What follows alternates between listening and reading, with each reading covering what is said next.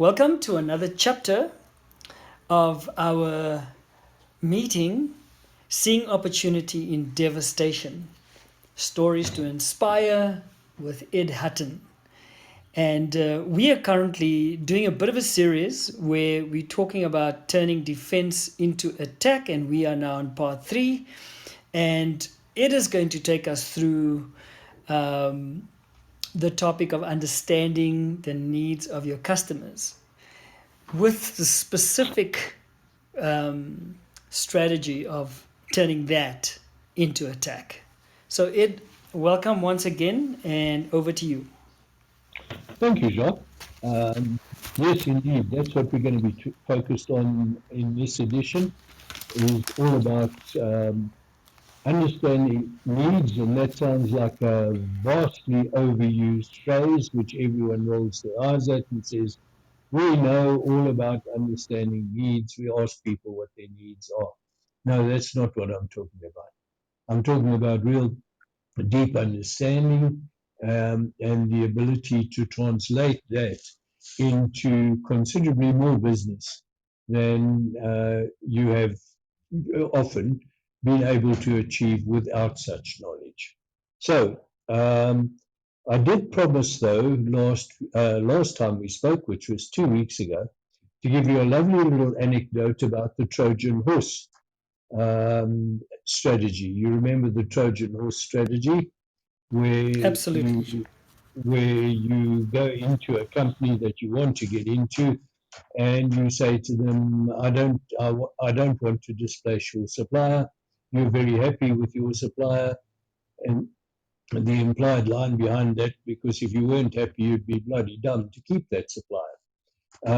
So no, I don't want that. I want to support your supplier. But there are some things your supplier doesn't do well or doesn't want to do. So you chuck those at me, and only those at me, and I will handle those. So I'm feeding off your scraps. And the supplier's happy, and the customer's happy, and you're happy. And gradually you become more and more the supplier. And I told the story against myself where someone had done this to me, someone who didn't have any resources compared to what I had at my disposal, and won. And I was never able to defeat him, and it rankled. But I learned from that. And then sometime, it was a couple of years ago, there was a wonderful man by the name of Sylvester who came to see me, and his business was faltering. He traced people. He said he was the best at tracing people in the world. He didn't do debt tracing. He did tracing mainly for things like pension fund payouts and inheritance and all of those kind of things. But he was a little one-man show, and he couldn't get attention of the big guys. He couldn't even get to speak to their PAs, let alone the main people involved in this. And he was tearing his hair out because he was working on tiny little deals to find one or two people and not making any money out of it. So we went through this, and I said, your first rule is that you've got to be really, really good. You've got to be among the best. And he said he is the best. It was his bold claim. He could find people that other people couldn't find.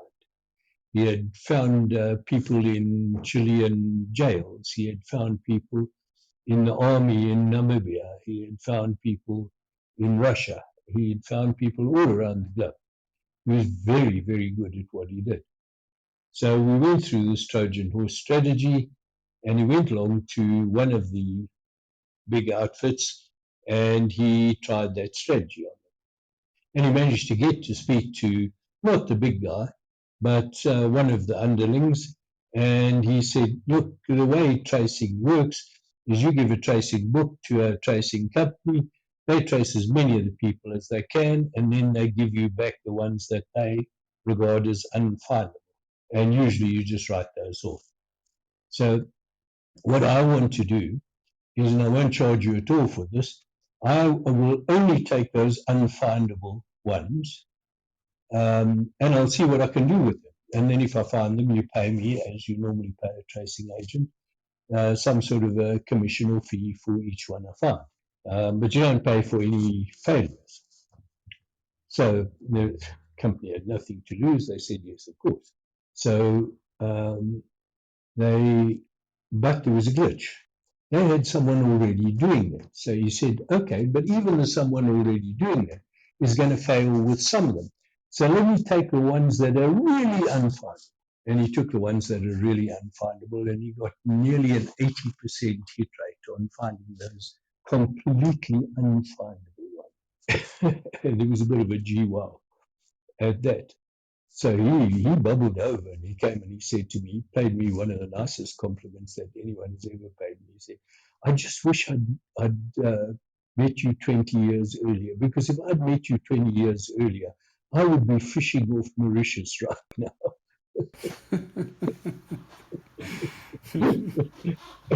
And so he then persevered with that, and we didn't speak for quite a while.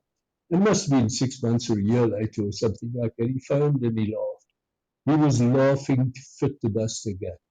And you remember when I first came to see you? And I named certain people in the industry that I was targeting, or certain companies in the industry that I was targeting. And I said I couldn't get near to them. And there were 5 of the really big guys. He said, well, this morning I got calls from the CEOs of each of these 5 begging me to do some tracing. Wow. And Impressive story. yeah, isn't it lovely? Very heartwarming. Isn't that a wonderful example of a Trojan? Absolutely. 2 words. You've got to be the best, and you've got to be able to do things that other people can't do. And then it's a sitter of a strategy.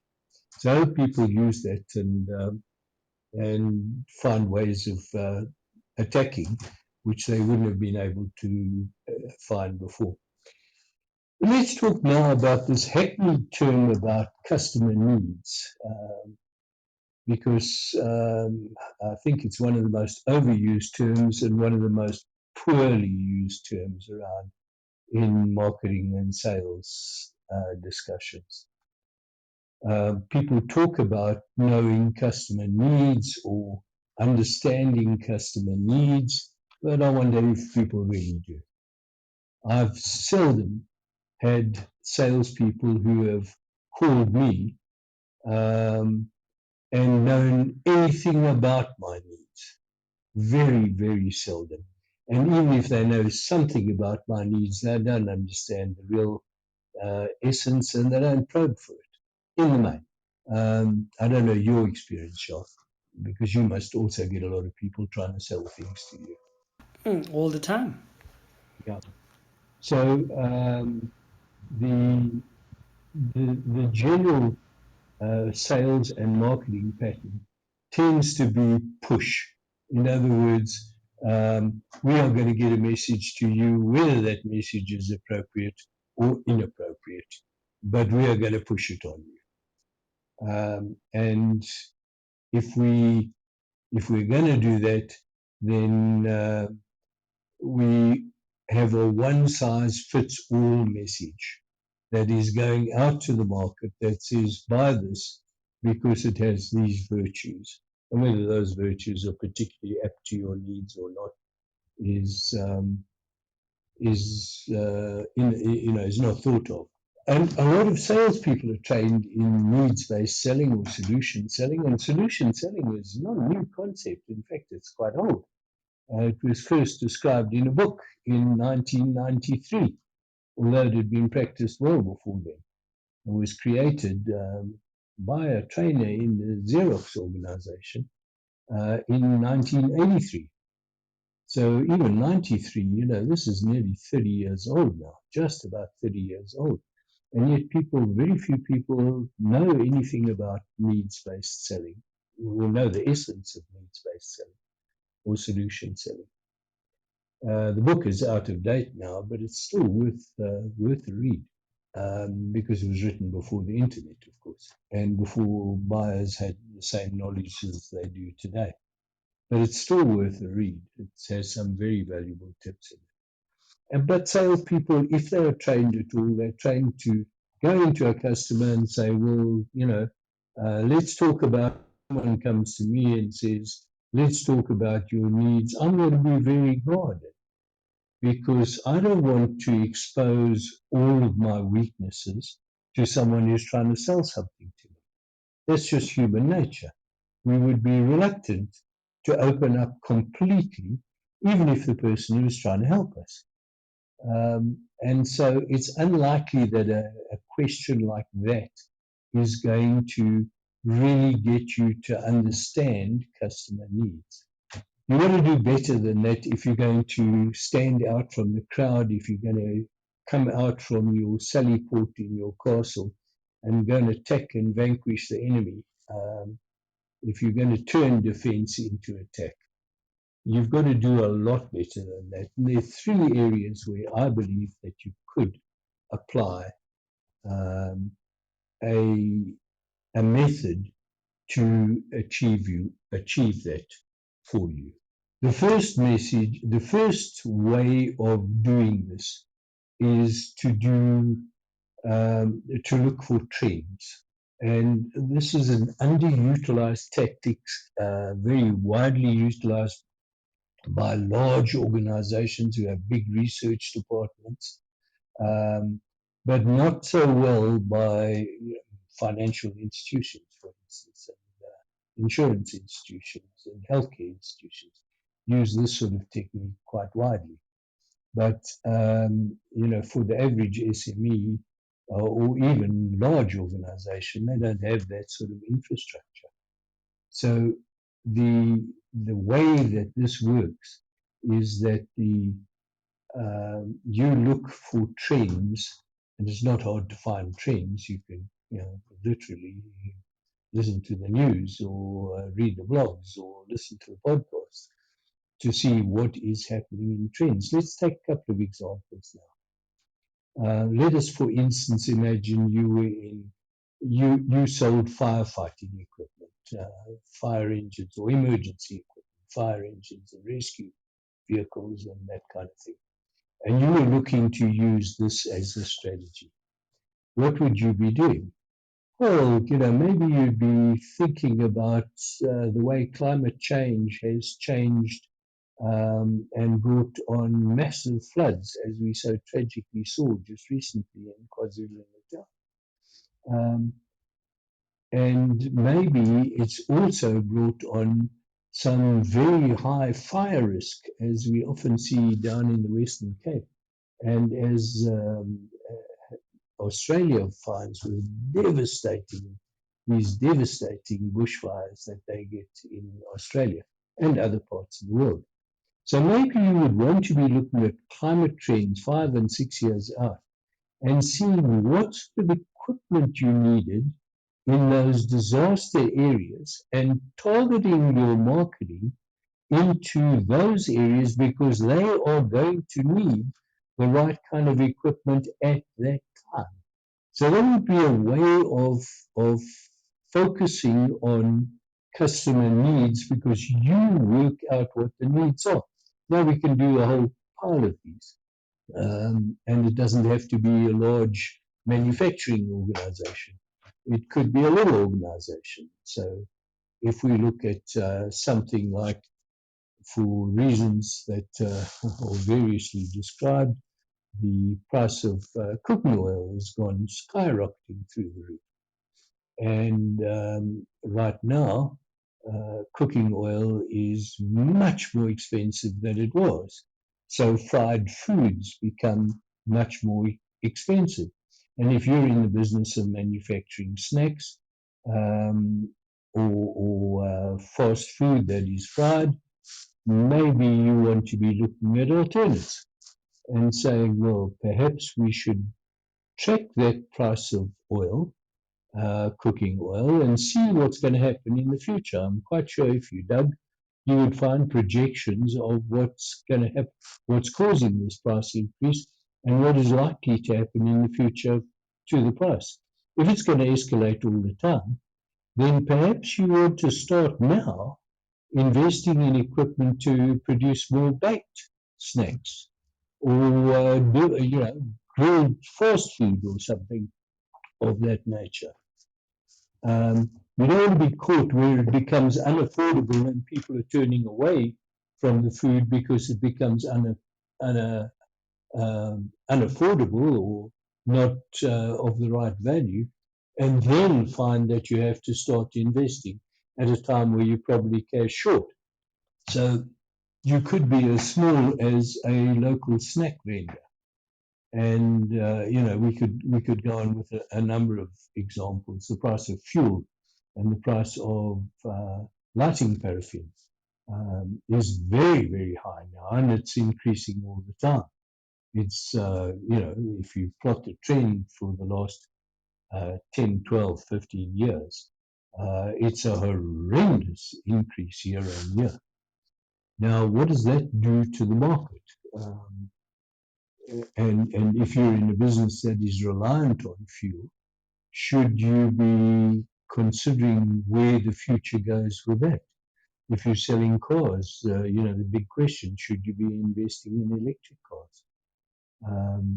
If you're selling anything that works with fuel, like fuel generators and that sort of thing for electricity blackouts, then perhaps you need to be looking at some sort of alternate source, perhaps solar and battery powered generators rather than diesel powered generators. So if you look forward for trends, and you can find these using a number of tools, you can simply look at the news, you can look at broadcasts, you can look at anything, or you can use the trend analysis, which you'll find on sites like Google, where you can get some very interesting insights into trends going forward in the future, based on what people are asking about at various times of the year and times of the day and all sorts of things. So trend analysis, following the economists who predict these things, even engaging with them, might be a way where you can get the jump. This is not an immediate strategy. This is not something that is going to help you tomorrow morning.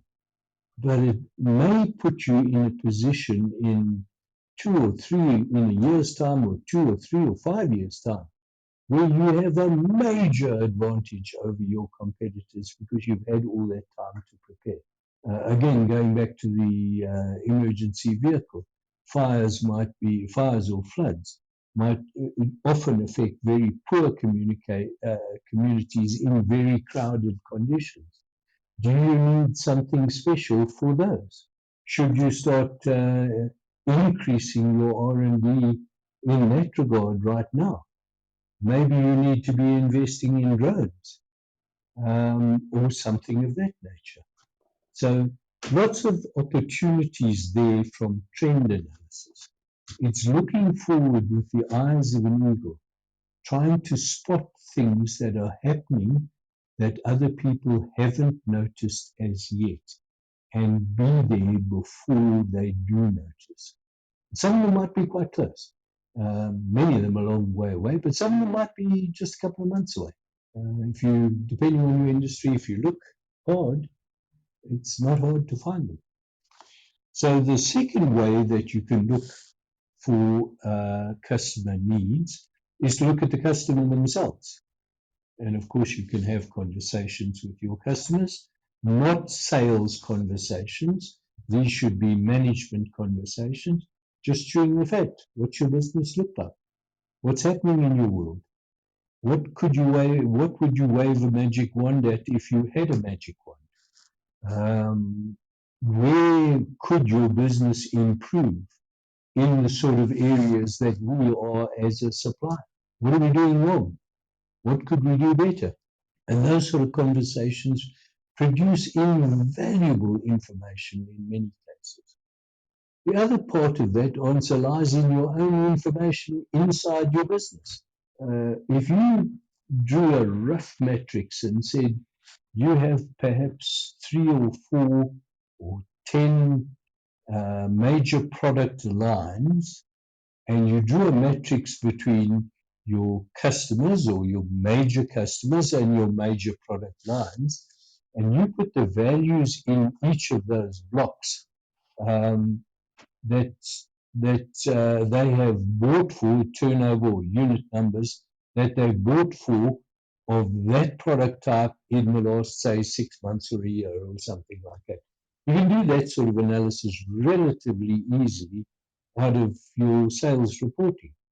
It's fairly easy analysis, and you get a nice little spreadsheet. Now, one of the things that will, generally speaking, amaze you is how empty that spreadsheet is, how many blanks there are. Because most of your customers don't buy all of the things that they could buy from you all of the time. And if you can change that situation to most of your customers buying most of the things that they could buy from you most of the time, then you will often have a massive increase in business. And they don't buy from you frequently because they don't know you sell that product range. They've been buying widgets from you for 10 years and they didn't know that you made widgets. And despite the fact that you've told them many times, it hasn't penetrated. And when you inform them about that, they say, oh, why didn't you tell me before? It's quite a weird phenomenon. I think if we look in our own business, I'm as probably more guilty than most. There are very, very few of my clients that buy all of the services that they could buy. And if I did a little more work on that, I would almost certainly have a lot of increased sales. There have been famous examples of companies that have doubled their turnover only from focusing on the gaps in that spreadsheet. And the gaps are easy to fill. Once you've identified them, you can do. We talked about bundled pricing. You can bring those other products in bundled pricing. You can go and do special incentives. You can go do try before you buy. You can do anything you like. Just get the customer to be buying in that area. One of the things that you might find in that area is a number of customers who buy fairly large volumes of a single product range of yours. Now, those may represent very large advantages. I saw this example a little while ago where a client had a large customer. It was one of their almost house accounts. They were buying a large number of one of their products. And when we went to talk to that customer, the customer regarded my client as a minor supplier because he was buying much more of the things that they sold outside of that product from other suppliers. And he was quite surprised that they regarded him as a very important customer. Now, his volumes that he was buying from competitors of products that my client could have sold were probably at the order of 10 to 1 compared to what they were selling to him. And they were selling quite big volumes to him. So, well, think what you could do with that. So look for those single product buyers and talk hard to them. That's the second strategy you can do. You define the needs by your average customer. What should they be buying from you? You know what sort of customer buys what product ranges from you. You can do that definition. And of course, you can talk to your customers. We can never talk to our customers enough, and we don't do it as well as we should. And then a last technique that you can use, and this is if you're in business-to-business sales, if you're selling to businesses as opposed to selling to consumers, is the ability to look past your customer at their customers. And once again, there are many, many examples of how businesses have not realized that they are selling to the wrong customer because their customer is selling to the wrong end user. There were famous examples recently, a couple of years ago, when the Americans insisted that South Africa buy a whole lot of chicken products from America. And essentially, they were dumping bits of chicken that don't sell very well in America. But they tied it to other uh, um, services that America was giving South Africa, and South Africa had to give it. So that devastated a lot of the chicken farmers, and a lot of the chicken farmers closed up. Now, there was an organization that was making chicken, automated chicken feeders, these devices which measure out certain amounts of food and distribute it through the shed where the chickens are bred and grown. And they weren't doing very well. And it was fairly obvious they were never going to do very well because the major chicken producers were scaling back. They had redundant equipment, and yet they were still flogging that same horse, believing that things would come right. Now, that was just foolish. They needed to understand much more what was happening in the chicken consumption market so that they could produce devices for perhaps small scale chicken breeders or perhaps alternate products like pig breeders or something of that nature. And there have been so many examples the same, where we're selling to someone who is selling to a market which is in the doldrums. We saw this with the motor vehicle industry some time ago, where the motor vehicle industry was really, really struggling. And so many people were selling components or services or products to the motor industry, and their suppliers were struggling, and they hadn't looked far enough ahead to say, "Whoa, maybe this is the wrong customer for me. Maybe I must find some customers who are selling into successful growing markets, because then it's likely that my sales will grow." So the customer's customer can become an important part of your equation. So, a couple of tips there for people.